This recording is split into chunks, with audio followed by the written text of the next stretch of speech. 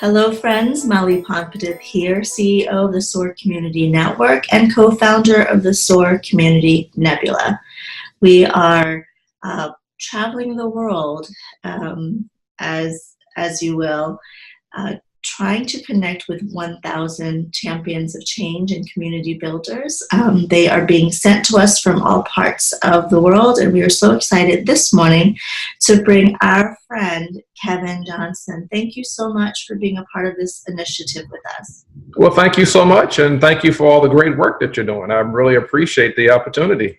Fantastic. Well, we always like to start our interview by having you share with our audience who you are and the work that you're currently doing in the world. All right. Well, I'm a native of Richmond, Virginia, on the East Coast of the United States of America, and I went through the traditional Richmond public school system, and I stayed home after graduation. I attended Virginia Commonwealth University, and interestingly enough, the young lady that I ended up marrying also went to Virginia Commonwealth University, but I did not know her when we were in school. We met at an informal alumni reunion event several years after we both had graduated, and we realized we both knew all the same people. So on our wedding day, we had to get people out of the aisle because they didn't know whether to sit on the groom's side or whether the bride's side without offending one or the other. So it worked out very well. I'm a recent retiree from the federal government after 34 years of total service. It was a phenomenal career. Very comfortable and used to working in an environment where we have civilians, military, and contractors. And one of the things that I really loved about what I did was pouring into the lives of the next generation of leaders. And so when I retired, took a few months off, got a little bored, and then jumped right back into the arena.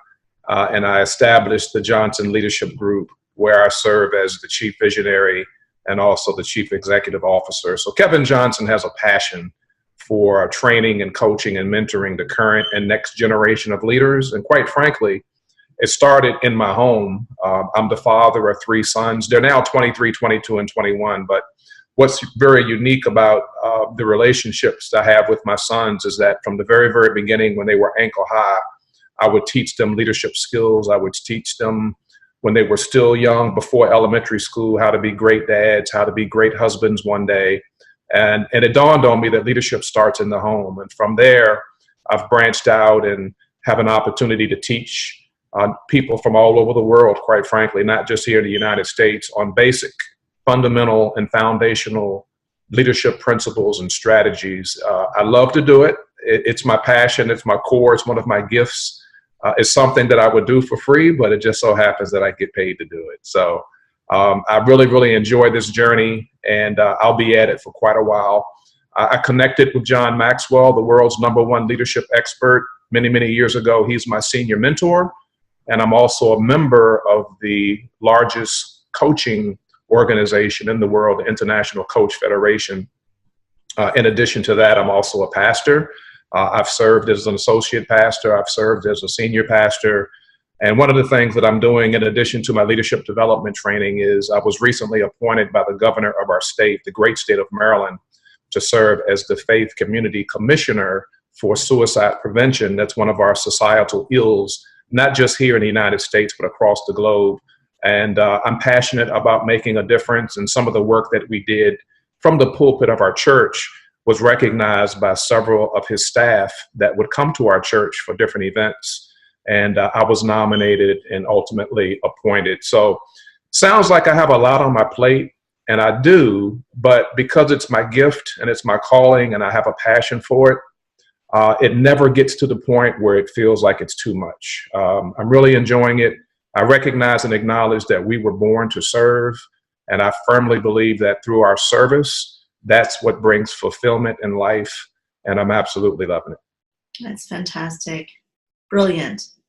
You were able to say all of that in less than 5 minutes. That's impressive. I've been doing this for a while. So, Kevin, when in your life have you experienced love and compassion and empathy above and beyond what you would consider normal? And how have those experiences, or perhaps you might want to share 1 or 2 examples, how have they shaped you into the human being that you are today? Well, needless to say, it really begins in the family, but even beyond mom and dad, it really started for me in terms of being able to really feel it in my heart and in my soul with my maternal grandmother, affectionately known as Granny. Now, Granny was about 5'3" in stature, but she was a giant in my eyes because she was just so compassionate, so loving, so caring, and always serving others. And I used to see and watch her pray on a regular basis. And she was such a great example. She's the reason why I began my spiritual journey in the way that I did. She's the reason why I ultimately took a lot of time to study the Bible, become a pastor, and get involved in ministry. So that would be one example. Of course, mom and dad. Now, dad was the disciplinarian because he was a United States Marine, and mom was more compassionate, that maternal instinct. She grew up in the federal government and actually introduced me to a career in the federal government. So she's really the reason why I ended up working in the federal government for 34 years. But even beyond just the home, I talked about Granny and I talked about mom and dad, but my school teachers. So two of my favorite teachers in school was fourth grade, Mrs. Taylor, my French teacher. So I began taking French as a second language in the fourth grade. It began with her, and I continued all the way through the 11th grade, and then again at Virginia Commonwealth University. And I speak French, not fluently, but I would say moderately, and I also read it moderately as well. She was a huge influence in my life because she brought out the potential in me. And then in the 11th grade, my 11th grade teacher, Mrs. Atkins. So here's a quick story, Mally. As a young man growing up and the son of a Marine, I was really attracted to sports, and I was an athlete as a much younger guy. And I still do. I'm a passionate swimmer. And that's how I maintain my weight and all of my energy and enthusiasm, because I swim a lot. It keeps you in shape. But there was a time where dad retired from the Marines and we transitioned from Virginia Beach, Virginia, to back home to Richmond, Virginia. And in doing so, I had to transition in the middle of high school, which is tough on any young people, boys and girls, probably girls more so than boys, but boys as well. So I played football and I wrestled and I played basketball and I ran track and field. And when dad retired, we had to go back home to Richmond, Virginia. So here I am starting in a brand new high school in the 11th grade. Well, I did very well academically and I was so athletically. So I tried out for the varsity basketball team. The coach didn't know me. I didn't know him. The players didn't know me. I didn't know them. So it was a long shot. And sure enough, I did not make the team. I was cut. And it's kind of embarrassing for a young 16-year-old 11th grader to have to walk the hallways of the school and all of the students know that that particular person didn't make the team. But Mrs. Atkins, my 11th grade teacher, was so complimentary in terms of my academic pursuits and English. I did very well in English. So she said, look, Kevin, I want you to go to the basketball coach. And I want you to ask him, can you be the announcer for all of the games? Because you have the voice and you would sit behind the microphone and 200, 300, 400 people would hear your voice as they fill the basketball gymnasium to cheer the guys on. You would announce all the visitors and all of the home team. And I said, okay. And unbeknownst to me, she had already talked to the coach without me realizing it. And so when I had the conversation with the coach, of course, the coach said, yeah. She saw the potential in me that an 11th grader and a 16-year-old couldn't see in himself. And it didn't stop there. It also transitioned to football because she also said, I would also like for you a few months later to have a conversation with the football coach. Can you imagine your voice in the press box behind the microphone and you're announcing the homecoming game with thousands of people and Friday night under the lights, and people would hear your voice and they would resonate with what you're doing and you would call the game and announce the players, etc.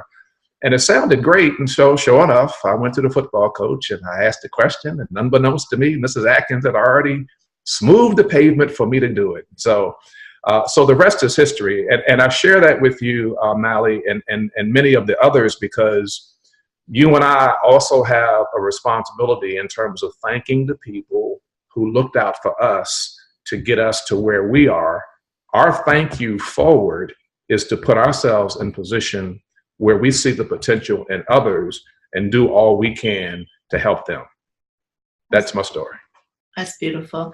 Well, again, you touched upon it a little bit by just that last statement here. When you think of a champion of change and a community builder, what are some of the attributes that are consistent that come to mind for you? First one is integrity. It's really hard to take the advice of anyone who's trying to give it if they don't have any integrity. And that's just being consistent with your word. Your word matches what you do. Now, we're imperfect. We don't always do things properly. But it's one thing to make a mistake, and it's another thing to be deliberate in terms of not keeping your word. And so integrity is a big one for me. The other one would be respect. People earn respect. It's not an entitlement. Takes a while to build up that respect and to earn it from people. But once you've demonstrated that you're the type of person that has integrity and that I can respect, the sky is really the limit. I mean, please pour into my life. And I do my best to do the same with others in terms of building up that rapport and that respect that becomes mutual, and also making sure that if I'm asking someone else to do something, I'm first willing to do it myself. And that's how we build integrity. Okay, integrity, great.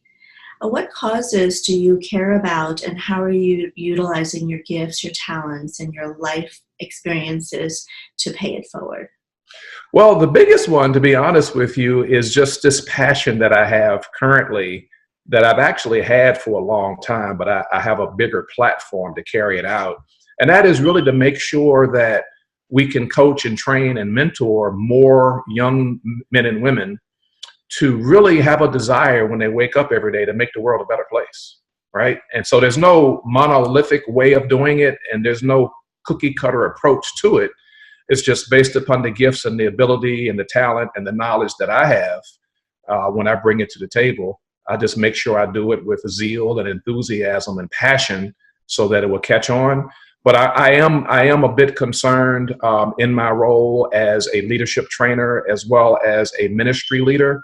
I am concerned with what I see in terms of the number of people that really need someone to come alongside them and teach them the mechanics of being a good leader, to teach them to value and care for people, to take focus off of self and to serve others, because quite frankly, that's where the real fulfillment comes.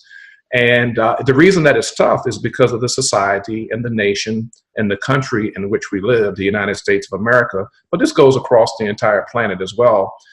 With the advent and the continual expansion of technology and some of the other areas that take up a lot of our time and energy and focus, we seem to be taking focus a lot off of our other fellow brothers and sisters and putting more focus on what it is that we want and what it is that we need.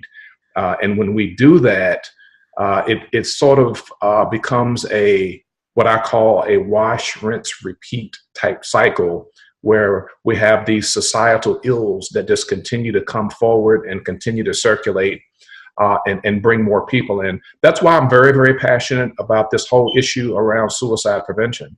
I believe fewer people would even think about having a desire to take their life if they put more focus on serving others and take so much focus off of themselves, because we tend to spend a lot of time comparing ourselves to how others are doing.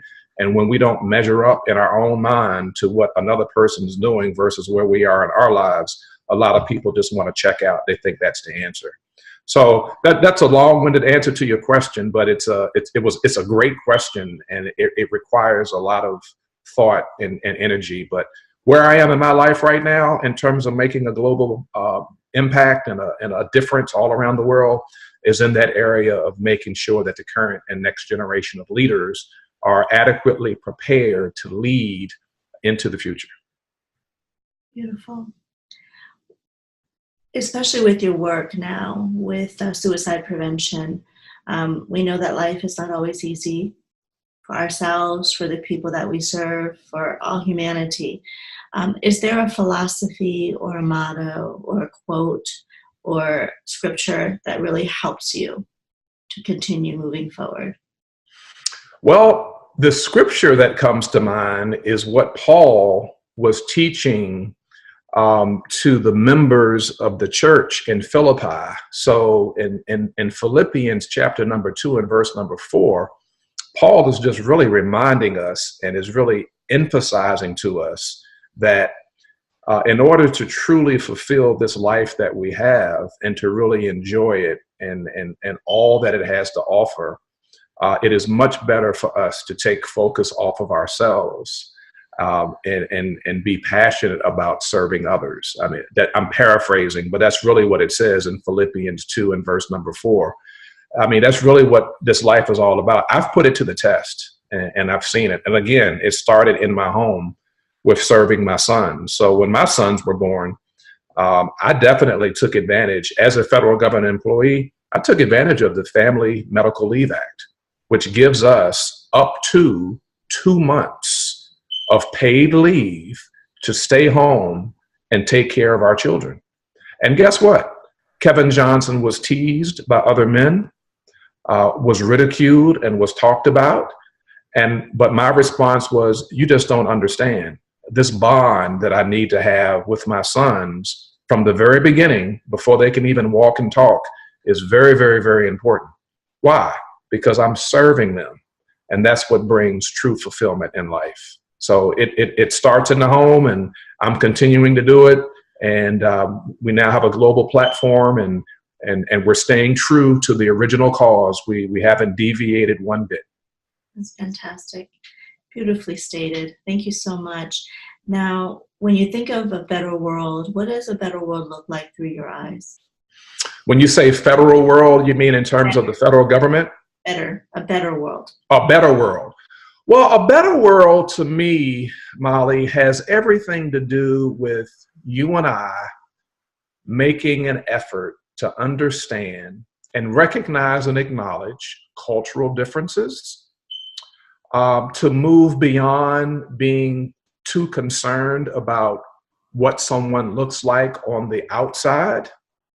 Because quite frankly, you'll come to find out that all of us, no matter what geographical region around the world we grew up in, no matter what language we speak, no matter what educational level we have, regardless of our dreams, goals, and aspirations, we have so much more in common than we do differences.